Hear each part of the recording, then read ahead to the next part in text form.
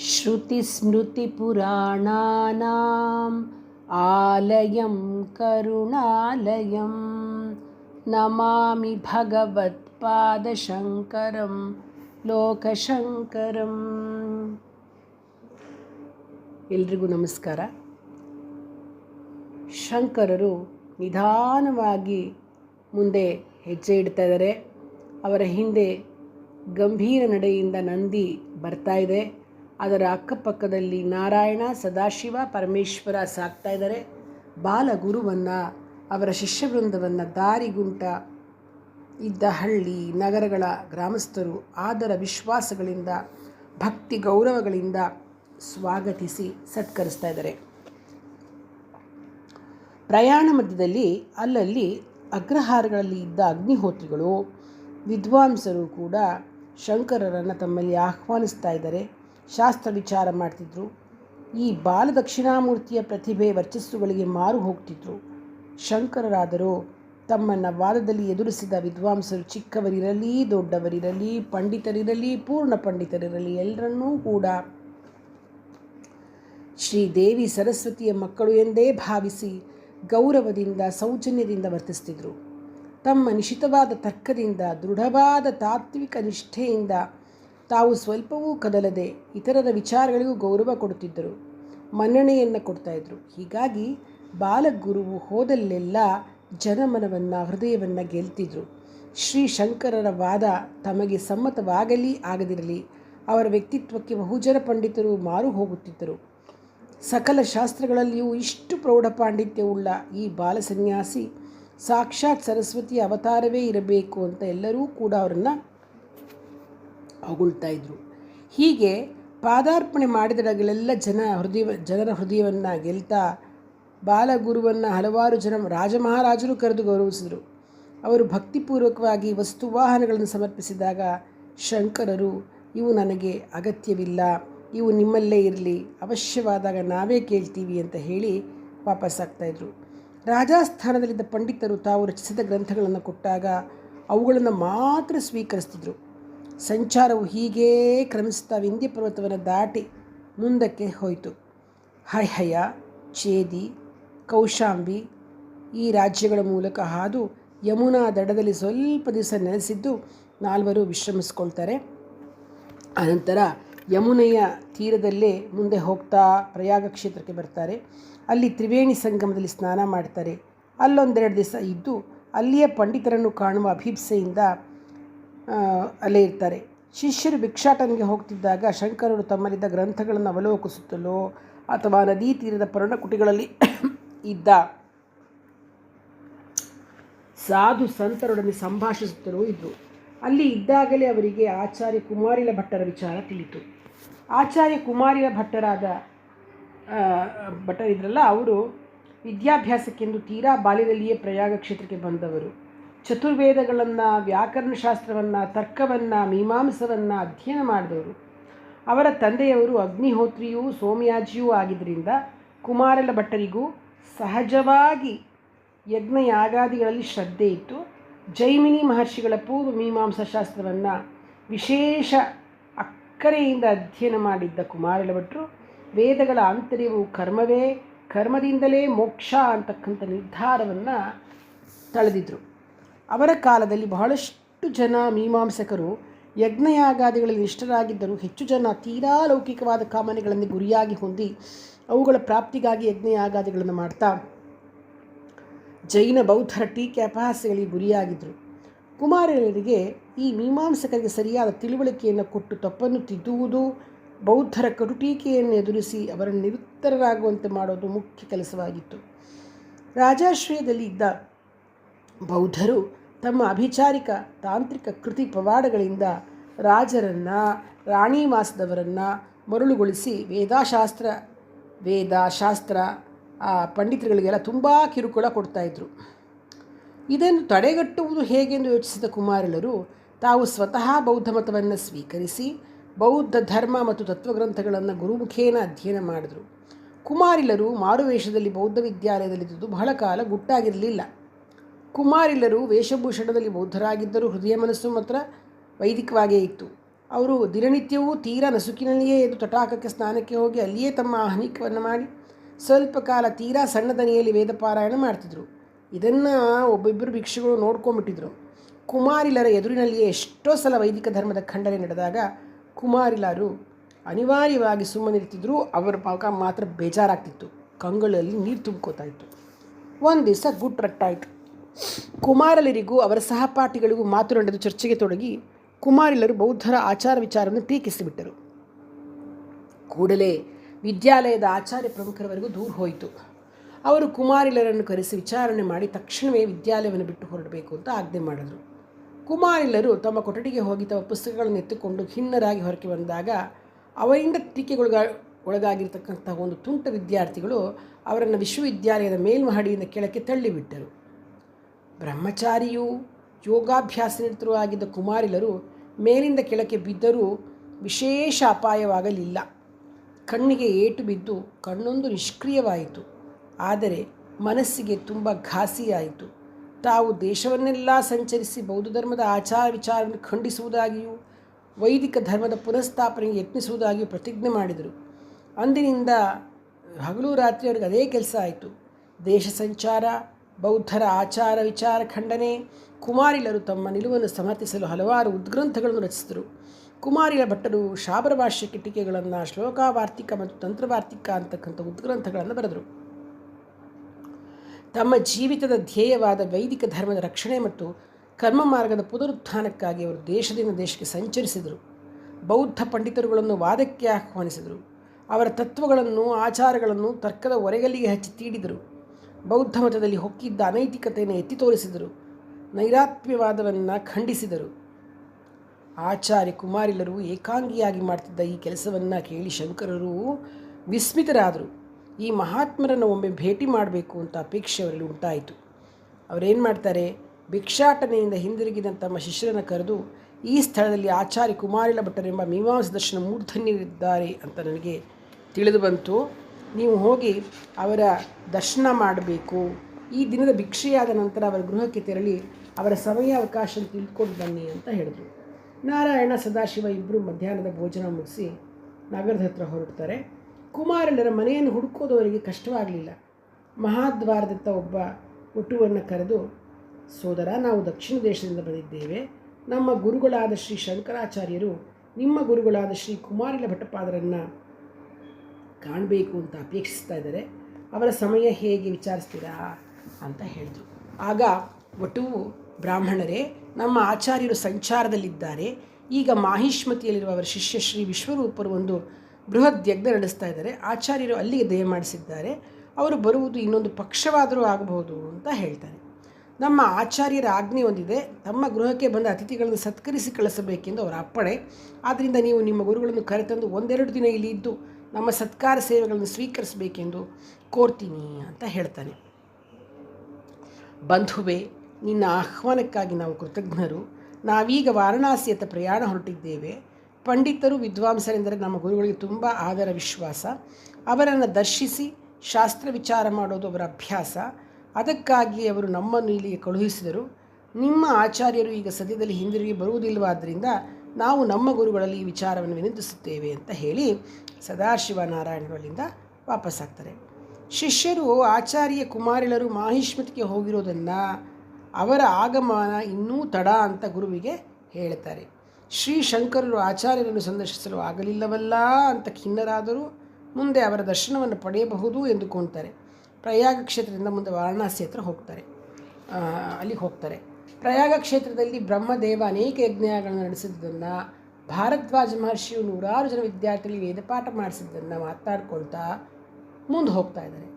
ವೇದ ಕಾಲದ ದಿವ್ಯ ನದಿಯಾಗಿರ್ತಕ್ಕಂಥ ಸರಸ್ವತಿಯ ಪ್ರೀತ್ಯರ್ಥವಾಗಿ ಈಗ ಅಂತರ್ಗಾಮಿನಿಯಾದರೂ ಈಗಲೂ ವಿದ್ಯಾಧಿದೇವಿಯಾದ ಸರಸ್ವತಿಯು ವೇದಘೋಷ ಪ್ರವಾಹವು ಪ್ರಯಾಗದಲ್ಲಿ ಅನವರತವೂ ಆಗುತ್ತಿರುವುದನ್ನು ಕಂಡು ಕೇಳಿ ಹರ್ಷಿಸುತ್ತಾ ಗಂಗಾ ಯಮುನಾ ನದಿಯ ಜೊತೆ ಈ ವೇದಘೋಷವಾಹಿನಿಯೂ ಸ್ವಲ್ಪ ಸೇರಿ ಪ್ರಯಾಗವು ತ್ರಿವೇಣಿಯ ಕ್ಷೇತ್ರವಾಗಿಯೇ ಇಂದೂ ಇರುವುದನ್ನು ಕಂಡು ಶಂಕರರು ಸಂತೋಷಪಡ್ತಾರೆ.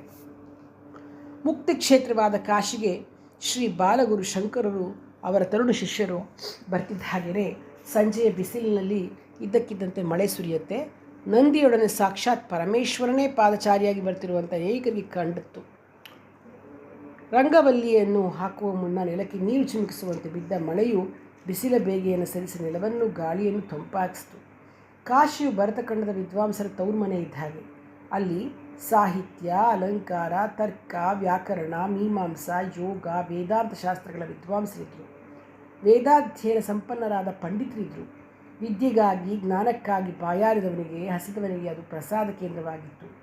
ಬಾಲಗುರು ಶಂಕರರು ಅಲ್ಲಿಗೆ ಪಾದಾರ್ಪಣೆ ಮಾಡ್ತಿದ್ದಂತೆಯೇ ಅವರ ತನು ಪುಲಕಗೊಂಡಿತು, ಮನಸ್ಸು ಪ್ರಫುಲ್ಲವಾಯಿತು, ಸಂತೋಷ ಉಕ್ಕಿತು. ಹೌದು, ಗುರು ಶ್ರೀ ಗೋವಿಂದ ಭಗವತ್ಪಾದರ ಅಪ್ಪಣೆಯಂತೆ ಮಹಾಕ್ಷೇತ್ರ ಕಾಶಿಗೆ ಬಾಲಗುರು ಶಂಕರರು ಬಂದಿದ್ದರು. ಗಂಗಾ ಸ್ನಾನ, ಅನ್ನಪೂರ್ಣ, ವಿಶ್ವೇಶ್ವರ ದರ್ಶನ, ವಿದ್ವಾಂಸರ ಸಂಸರ್ಗ, ಶಾಸ್ತ್ರ ವಿಚಾರ ವಿಮರ್ಶೆ ಎಲ್ಲವನ್ನು ಅವರ ಮನಸ್ಸಿನಲ್ಲಿಯೇ ಗುಣಗುಣಿಸ್ತಾ ಶಿಷ್ಯರ ಜೊತೆ ಮಾತನಾಡುತ್ತಾ ಕಾಶಿ ಕ್ಷೇತ್ರಕ್ಕೆ ಬಂದೇ ಬಿಟ್ಟಿದ್ರು. ಮಣಿಕರ್ಣಿಕಾ ಘಟ್ಟ, ಅಲ್ಲಿ ಶಿವಾಲಯವೊಂದರಲ್ಲಿ ಗುರು ಶಿಷ್ಯರು ನಿಂತುಕೊಂಡು ತಮ್ಮ ವಸ್ತ್ರ, ಪುಸ್ತಕ ಮತ್ತು ಎಲ್ಲ ವಸ್ತುಗಳ ಚೀಲಗಳನ್ನೆಲ್ಲ ಇಟ್ಟು ನಾಲ್ವರು ಗಂಗಾ ಸ್ನಾನಕ್ಕೆ ಅಂತ ಹೊರಟರು. ಅವರ ಹಿಂದೆ ನಂದಿರಾಜರು ಹೊರಟು. ಬಾಲಗುರು ಶ್ರೀ ಶಂಕರರಿಗೆ ಗಂಗಾ ದರ್ಶನ ಮಾಡ್ತಿದ್ದ ಹಾಗೆಯೇ ಮೈ ಪುಲಕಗೊಳ್ತು, ಕಂಗಳು ಬೆಳಗಿದವು, ಮನಸ್ಸು ಸಂಭ್ರಮ ಸಂತೋಷಗಳಿಂದ ಉಬ್ಬಿತು. ಕ್ಷಣಕಾಲ ಅವರ ಮನಸ್ಸು ಹಿಂದಕ್ಕೆ ಸರಿಯಿತು. ಈ ನದಿ ಭಗೀರಥನ ಅವ್ಯಾಹತವಾದ ದೀರ್ಘಕಾಲದ ಕಠಿಣ ತಪಸ್ಸಿನಿಂದ ಧರೆಗಿಳಿದಿದೆ. ಆ ಚಕ್ರವರ್ತಿಯ ಅಪಾರವಾದ ಮೇಧಾಶಕ್ತಿ, ಪ್ರತಿಭೆ ಇವುಗಳಿಂದ ಪರ್ವತದಲ್ಲಿ ಜನಿಸಿದ ಗಂಗೆ ಭಾಗೀರಥಿಯಾಗಿ ಬಯಲು ಪ್ರಾಂತ್ಯಕ್ಕೆ ಇಳಿದಿದೆ. ಹಿಮಾಲಯದಲ್ಲಿ ತಪೋನಿರತನಾಗಿದ್ದ ಪರಶಿವನ ಜಟೆಯಿಂದ ಇಳಿಯಿತೋ ಎಂಬಂತೆ ಭರತಖಂಡವನ್ನು ಪುನೀತಗೊಳಿಸಲು ಬೆಂದು ಬೀಳಾಗಿದ್ದ ಧರೆಯನ್ನು ತಂಪಾಗಿಸಿ ಸಸ್ಯರಾಶಿಯಿಂದ ಪ್ರಫುಲ್ಲಿಸಲು, ಸಮೃದ್ಧಿಸಲು ಅನವರತವೂ ಪ್ರವಹಿಸುತ್ತಲೇ ಇದೆ. ಇದಕ್ಕೆ ಕ್ಷಣಕಾಲವಾದರೂ ವಿಶ್ರಾಂತಿ ಇಲ್ಲ. ಸಮುದ್ರಕ್ಕೆ ಸೇರುವವರೆಗೂ ವಿರಾಮವಿಲ್ಲ. ಎಷ್ಟೊಂದು ಕ್ಷೇತ್ರಗಳು, ಎಷ್ಟೊಂದು ಪುಣ್ಯಸ್ಥಗಳು ಅದರ ತಟದಲ್ಲಿ, ಎಷ್ಟೊಂದು ಸಾಮ್ರಾಜ್ಯಗಳು ಅದರ ಮಡಿಯಲ್ಲಿ ಹುಟ್ಟು ಬೆಳೆದು ಹಾಗೇ ಮರೆಯಾಗಿವೆ. ಎಷ್ಟೊಂದು ಜನ ಮಹಾಪುರುಷರು ಆಕೆಯ ತೀರದ ಆಶ್ರಮಗಳಲ್ಲಿ ತಪಸ್ಸು ಮಾಡಿದ್ದಾರೆ. ತಾಯಿ ಪರಮಪಾವನ ಗಂಗಾ ನಿನಗೆ ಇದೋ ನಮನ ಅಂಥೇಳಿ ನಮಸ್ಕರಿಸ್ತಾರೆ. ಬಾಲಗುರು ನೀರಿನಲ್ಲಿ ಹೋಗುವ ಮೊದಲು ಜಲವನ್ನು ಪ್ರೋಕ್ಷಿಸಿಕೊಂಡು ಸ್ನಾನಕ್ಕೆ ಇಳಿತಾರೆ. ಸ್ನಾನ ಮಾಡ್ತಾ ಅವರ ಬಾಯಿಯಿಂದ ಮಧುರವಾದ ಕಾವ್ಯ ಗಂಗಾ ಪ್ರವಾಹ ತೇಲ್ಬರುತ್ತೆ. ಭಗವತಿ ಭವತೀರೇ ನೀರ ಮಾತ್ರಾಶನೋಹಂ ವಿಗತ ವಿಷಯ ತೃಷ್ಣ ಕೃಷ್ಣಮಾರಾಧಯಾಮಿ ಸಕಲ ಕಲುಷ ಭಂಗೆ ಸ್ವರ್ಗ ಸೋಪಾನ ಗಂಗೆ ತರಳ ತರತರಂಗೆ ದೇವಿ ಗಂಗೆ ಪ್ರಸೀದ ಅಂತ. ತಾಯಿ, ನಿನ್ನ ತೀರದಲ್ಲಿ ನೀರನ್ನು ಮಾತ್ರ ಪಾನ ಮಾಡುತ್ತಾ ಇಂದ್ರಿಯ ಚಾಪಲ್ಯಗಳಿಂದ ಮುಕ್ತನಾಗಿ ಶ್ರೀಕೃಷ್ಣನನ್ನು ಪೂಜೆ ಮಾಡ್ತೇನೆ. ಎಲ್ಲ ಪಾಪಗಳನ್ನು ನಾಶ ಮಾಡುವವಳೆ, ಸ್ವರ್ಗ ಸೋಪಾನ ರೂಪಿಣಿಯೇ, ಚಂಚಲವಾದ ತರಂಗಗಳಿಂದ ಶೋಭಿತಲಾದ ಗಂಗೆಯೇ, ನನ್ನನ್ನು ಅನುಗ್ರಹಿಸು, ನನ್ನಲ್ಲಿ ಪ್ರಸೀದಲಾಗು ಅಂತ ಹೇಳ್ತಾರೆ. ಆರಂಭದಲ್ಲಿ ಮೆಲುದನಿಯಲ್ಲಿ ಹೇಳಿಕೊಳ್ತಿದ್ದ ಸ್ತೋತ್ರ ಸ್ವಲ್ಪವಾಗಿ ಏರುದನಿಯಲ್ಲಿ ಹರಿಯುತ್ತೆ. ಶಿಷ್ಯರು, ಸ್ನಾನ ಮಾಡುತ್ತಿದ್ದ ಬಹುಜನ ಪ್ರವಾಸಿಗಳು ಆಶ್ಚರ್ಯದಿಂದ ಈ ಬಾಲಗುರುವನ್ನು ನೋಡ್ತಾ ನಿಂತು ಬಿಡ್ತಾರೆ. ಕೊನೆಯ ಶ್ಲೋಕವಂತೂ ಎಲ್ಲರನ್ನೂ ಮುಗ್ಧರನ್ನಾಗಿಸಿಬಿಡುತ್ತೆ. ಮಾತರ್ಜಾಹ್ನವಿ ಶಂಭು ಸಂಗಮಿಲಿತೆ ಮೌಲೌ ನಿಧಾಯಾಂಜಲಿಂ ತ್ವತ್ತೀರೇ ವಪುಷೋವಸಾನ ಸಮಯೇ ನಾರಾಯಣಾಂಘ್ರಿದ್ವಯಂ ಸಾನಂದಂ ಸ್ಮರತೋ ಭವಿಷ್ಯತಿ ಮಮ ಪ್ರಾಣಪ್ರಾಯಾಣೋತ್ಸವೇ ಭೂಯಾದ್ ಭಕ್ತಿರವಿಚ್ಯುತ ಹರಿಹರ ದ್ವೈತಾತ್ಮಿಕ ಶಾಶ್ವತಿ ಅಂತ. ಪರಶಿವನ ಸಂಗಾತಿಯಾದ ಮಾತೆ ಗಂಗೆಯೇ, ಅವಸಾನ ಸಮಯದಲ್ಲಿ ನಿನ್ನ ತಟಕ್ಕೆ ತಲೆಬಗ್ಗಿಸಿ ಕೈ ಜೋಡಿಸಿ ಶ್ರೀನಾರಾಯಣನ ಪಾದಕಮಲಗಳನ್ನು ಸ್ಮರಿಸುತ್ತಾ ಅವಿಚಲ ಭಾವದಿಂದ ಹರಿಹರರಲ್ಲಿ ಅಭೇದಾತ್ಮಕವಾದ ನಿತ್ಯ ಭಕ್ತಿಯು ಉಂಟಾಗುವಂತೆ ನನಗೆ ಅನುಗ್ರಹಿಸು ಅಂತ ಕೇಳಿಕೊಳ್ತಾರೆ. ಅವರು ಸ್ತೋತ್ರ ಹೇಳ್ತಿದ್ದ ಹಾಗೇ ಅಂತರ್ಮುಖರಾಗ್ಬಿಡ್ತಾರೆ. ಶಿಷ್ಯರು ಅವರ ಬಳಿ ಸಾರಿ ಅವರು ಬೀಳದಂತೆ ಅವರನ್ನು ಮೆಲ್ಲಕ್ಕೆ ದಳಕ್ಕೆ ಕರೆದುಕೊಂಡ್ಬರ್ತಾರೆ. ದೇವಾಲಯದಿಂದ ಶಂಖ, ಘಂಟೆ, ಜಾಗಟೆಗಳ ಧ್ವನಿ ಕೇಳಿಸುತ್ತೆ. ಶಂಕರರು ಬಹಿಃಪ್ರಪಂಚಕ್ಕೆ ಮರಳುತ್ತಾರೆ.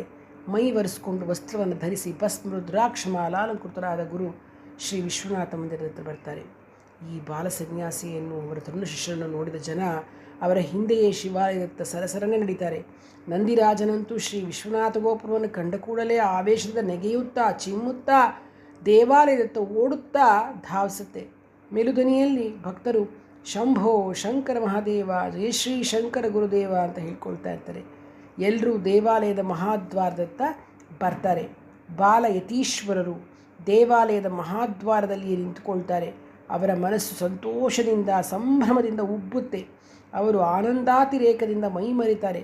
ಶಿಷ್ಯರು ಅವರನ್ನು ಮಗುವನ್ನು ನಡೆಸುವಂತೆ ಮೆಲ್ಲನೆ ಕೈ ಹಿಡಿದು ನಡೆಸುತ್ತಾ ಪ್ರದಕ್ಷಿಣೆ ಮಾಡಿಸಿ ಗರ್ಭಗೃಹದತ್ತ ಕರ್ಕೊಂಬರ್ತಾರೆ. ಶ್ರೀ ಶಂಕರರ ಬಾಯಲ್ಲಿ ಅವ್ಯಾಹತವಾಗಿ ಶಿವೋಹಂ ಶಿವೋಹಂ ಶಿವೋಹಂ ಅನ್ನೋ ನುಡಿ ತಾನಾಗೇ ಬಾಯಿಂದ ಬರ್ತಾ ಇರುತ್ತೆ. ನೂರಾರು ಜನ ಭಕ್ತರು ಯಾತ್ರಿಕರು ತುಂಬಿದ ದೇವಾಲಯದಲ್ಲಿ ಬಾಲಗುರು ಅರ್ಧ ಎಚ್ಚರ ಅರ್ಧ ಪರವಸ್ಥಿತಿಯಲ್ಲಿಯೇ ಶಿಷ್ಯರ ನೆರವಿನಿಂದ ನಡೆದುಕೊಂಡ್ಬಂದು ಭಕ್ತರು ತಾವಾಗಿಯೇ ಅವರು ದಾರಿ ಬಿಡ್ತಾರೆ. ಶ್ರೀ ವಿಶ್ವನಾಥನಿಗೆ ಜೋಡಿಸಿದ ಕೈಗಳನ್ನು ಬಾಗಿಸಿದ ಶಿರವನ್ನು ಬಾಲಗುರುವಿಗೂ ಜೋಡಿಸಿ ಬಾಗಿಸ್ತಾರೆ. ಸದಾಶಿವ ನಾರಾಯಣರು ಶ್ರೀ ಶಂಕರರ ಬಲಗಿವಿಯಲ್ಲಿ ಶ್ರೀ ವಿಶ್ವನಾಥ ಸ್ವಾಮಿಯ ಸನ್ನಿಧಾನದಲ್ಲಿದ್ದೇವೆ ಸ್ವಾಮಿ ಪರಾಕ್ ಅಂತ ಹೇಳಿ ಜೋರಾಗಿ ಹೇಳ್ತಾರೆ. ಯಾಕಂದರೆ ಅವರು ಬಾಹ್ಯ ಪ್ರಪಂಚಕ್ಕೆ ಬರಬೇಕಲ್ಲ ಬಾಲಗುರು. ಹಾಗೆ ಬಾಲಗುರು ಸ್ವಲ್ಪ ಸ್ವಲ್ಪವಾಗಿ ಬಹಿಃಪ್ರಪಂಚಕ್ಕೆ ಬರ್ತಾರೆ. ಅವರ ಕಂಗಳಿಂದ ಬಾಷ್ಪ ಧಾರಾಕಾರವಾಗಿ ಹರಿತಿರುತ್ತೆ. ಭೋ ವಿಶ್ವನಾಥ ಪಶುಪತಿ ಲೋಕನಾಥ ದಯಾಮಯ ಅಂತ ನುಡಿತಾ ಸ್ವಾಮಿಗೆ ದಂಡ ಪ್ರಣಾಮ ಮಾಡ್ತಾರೆ. ಅರ್ಚಕರು ಮಹಂತರು ಈ ಪುಟ್ಟ ಯತಿಗಳನ್ನು ನೋಡಿ ಆಶ್ಚರ್ಯ ಸಂತೋಷಗಳಿಂದ ಕೂಡಿ ಸ್ವಾಮಿ ತಾವೇ ಒಳಕ್ಕೆ ದಯಮಾಡಿಸಿ ಪರಮಾತ್ಮನಿಗೆ ಆರತಿಯನ್ನು ಮಾಡಿ ಅಂತಾರೆ. ಗೌರವದಿಂದ ಶ್ರೀ ಶಂಕರರು ತಂದೆಯ ಬಳಿ ಓಡುವ ಮಗುವಿನಂತೆ ಒಳಕ್ಕೆ ಓಡಿ ಶ್ರೀ ವಿಶ್ವನಾಥನನ್ನು ತಮ್ಮ ಎರಡೂ ಬಾಹುಗಳಿಂದಲೂ ಅಪ್ಪಿ, ತಂದೆ, ಇಂದು ನಿನ್ನ ದರ್ಶನ ಆನಂದವನ್ನು ಕೊಟ್ಟು ನನ್ನನ್ನು ಪುನೀತಗೊಳಿಸಿದೆ, ನನ್ನಲ್ಲಿ ಜ್ಞಾನ ವೈರಾಗ್ಯಗಳನ್ನು ಮೂಡಿಸು ಅಂತ ಪ್ರಾರ್ಥನೆ ಮಾಡಿಕೊಳ್ತಾರೆ. ಶಂಖ ಘಂಟೆ ಜಾಗಟೆ ಜಲ್ಲರಿಗಳ ಮಂಗಳ ಧ್ವನಿ ವೇದ ಮಂತ್ರೋದ್ಘೋಷವಾಗ್ತಿದ್ದಾಗ ಸ್ವಯಂ ಪ್ರಕಾಶನಾದ ಸ್ವಾಮಿಗೆ ಮಂಗಳಾರತಿ ಮಾಡ್ತಾರೆ. ಹೂವು ಅಕ್ಷತೆಗಳನ್ನು ಸಮರ್ಪಿಸ್ತಾರೆ. ನಮಸ್ಕಾರ ಮಾಡ್ತಾ ಹಾಗೆಯೇ ಮೈ ಮರೆತು ಬಿಡ್ತಾರೆ. ಎಷ್ಟೊತ್ತಾದರೂ ಮೇಲೇಳಿದ ಗುರುವನ್ನು ಶಿಷ್ಯನ ಮೆಲ್ಲನೆ ಎಬ್ಬಿಸಿ ನಿಲ್ಲಿಸಿ ಬಾಹ್ಯ ಪ್ರಪಂಚಕ್ಕೆ ಮರಳಿದ ಬಾಲಗುರು ಶ್ರೀ ವಿಶ್ವನಾಥನನ್ನು ಕುರಿತು ಮಧುರವಾಗಿ ಸ್ತುತಿ ಮಾಡ್ತಾರೆ. ಗುಜು ಗುಜು ಶಬ್ದವೆಲ್ಲ ನಿಂತು ಹೋಗ್ಬಿಡುತ್ತೆ. ಎಲ್ಲರ ಕಿವಿಗಳ ದೃಷ್ಟಿಯೂ ಕೂಡ ಶ್ರೀ ಶಂಕರರ ತಿರುಗುತ್ತವೆ. ಆಗ ಹೇಳ್ತಾರೆ ಬಾಲಗುರು, ಹೇ ಚಂದ್ರಚೂಡ ಮದನಾಂತಕ ಶೂಲಪಾಣೆ ಸ್ಥಾನೋ ಗಿರೀಶ ಗಿರಿಜೇಶ ಮಹೇಶ ಶಂಭೋ ಭೂತೇಶ ಭೀತ ಭಯಸೂದನ ಮಾಮನಾಥಂ ಸಂಸಾರ ದುಃಖ ಗಹನಾಜ್ಜಗದೀಶ ರಕ್ಷಾ. ಸ್ವಾಮಿ ಚಂದ್ರಶೇಖರನೇ, ಕಾಮಾರಿಯೇ, ತ್ರಿಶೂಲಧಾರನೇ, ಅಚಲನೇ, ಹಿಮಗಿರೀಶನೇ, ಪಾರ್ವತೀಪತಿಯೇ, ಎಲ್ಲ ದೇವತೆಗಳ ಒಡೆಯನೇ, ಎಲ್ಲರಿಗೂ ಮಂಗಲವನ್ನುಂಟು ಮಾಡುವವನೇ, ಭೂತನಾಥನೇ, ಭೀಕರ ಭಯವನ್ನು ಹೋಗಲಾಡಿಸುವವನೇ, ಅನಾಥನಾದ ನನ್ನನ್ನು ಈ ಗಹನವಾದ ಸಂಸಾರ ದುಃಖದಿಂದ ಪಾರುಗಾಣಿಸು. ಕಾವ್ಯಮಯವಾದ ಶ್ಲೋಕಗಳು ಒಂದರ ಹಿಂದೊಂದರಂತೆ ಗಂಗಾ ಸಲಿಲದಂತೆ ಪ್ರವಹಿಸ್ತಾ ಇದೆ. ಕೇಳ್ತಿದ್ದವರೂ ಮುಗ್ಧರಾಗಿ ಪುಲಕ ಹರ್ಷದಿಂದ ಕೂಡಿದವರಾಗಿ ಮೈ ಮರೆತು ಕೇಳ್ತಿದ್ದಾರೆ ಈ ತುಂಬುರರ ಈ ನಾರದರ ಗಾನವನ್ನು. ವಿಶ್ವೇಶ ವಿಶ್ವಭವನಾಶಕ ವಿಶ್ವರೂಪ ವಿಶ್ವಾತ್ಮಕ ತ್ರಿಭುವನೈಕ ಗುಣಾಧಿವಾಸ, ಹೇ ವಿಶ್ವವಂದ್ಯ ಕರುಣಾಮಯ ದೀನಬಂಧೋ ಸಂಸಾರ ದುಃಖ ಗಹನ ಜಗದೀಶ ರಕ್ಷಾ. ಸ್ವಾಮಿ ವಿಶ್ವೇಶ್ವರನೇ, ಜಗತ್ತಿನ ಜೀವರಾಶಿಯ ಸಂಸಾರ ದುಃಖಗಳನ್ನು ನಾಶ ಮಾಡುವವನೇ, ವಿಶ್ವರೂಪರೇ, ವಿಶ್ವದ ಅಂತರ್ಯಾಮಿಯೇ, ಮೂರು ಲೋಕಗಳಿಗೂ ಏಕಮಾತ್ರ ಆಶ್ರಯವಾಗಿರುವವನೇ, ಸ್ವಾಮಿ ವಿಶ್ವನಾಥನೇ, ಕರುಣಾಮಯನೇ, ದೀನರ ಬಂಧುವೇ, ಸಂಸಾರ ದುಃಖವೆಂಬುದು ಗಹನವಾಗಿದೆ, ಅದರಿಂದ ನನ್ನನ್ನು ರಕ್ಷಿಸು. ಕೊನೆಯ ಶ್ಲೋಕ ಪುಷ್ಪವು ಅರಳಿದ ನಂತರ ಶ್ರೀ ಶಂಕರರ ಮುಖಪದ್ಮವು ಅರಳುತ್ತೆ. ತಾವರೆ ಕಂಗಳು ಮೆಲ್ಲನೆ ತೆರೆದುಕೊಳ್ಳುತ್ತವೆ. ಕರಕಮಲ ಬಾಯಿ ಶ್ರೀ ಪರಮೇಶ್ವರನಿಗೆ ಸಮರ್ಪಿತವಾಗುತ್ತೆ.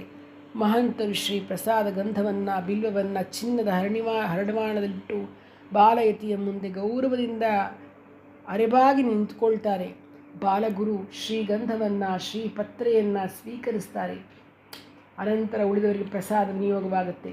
ಮಹಂತರು ಪರಮೇಶ್ವರನ ತಿರುಗಿ ಈ ಬಾಲಯತೀಶ್ವರರು ಯಾರು, ಎಲ್ಲಿಂದ ಬಂದಿದ್ದಾರೆ ಅಂತ ಕೇಳಿದಾಗ ಇವರು ಶ್ರೀಶಂಕರ ಎಂಬ ಅಭಿಧಾನವುಳ್ಳ ಯತಿ, ಶ್ರೀ ಗೋವಿಂದ ಪಾದರ ಶಿಷ್ಯರು, ಶ್ರೀ ಗೌಡಪಾದರ ಪ್ರಶಿಷ್ಯರು, ದಕ್ಷಿಣ ಕೇರಳ ದೇಶದ ಕಾಲ್ಟಿ ಅಗ್ರಹಾರದವರು ಅಂತಾರೆ.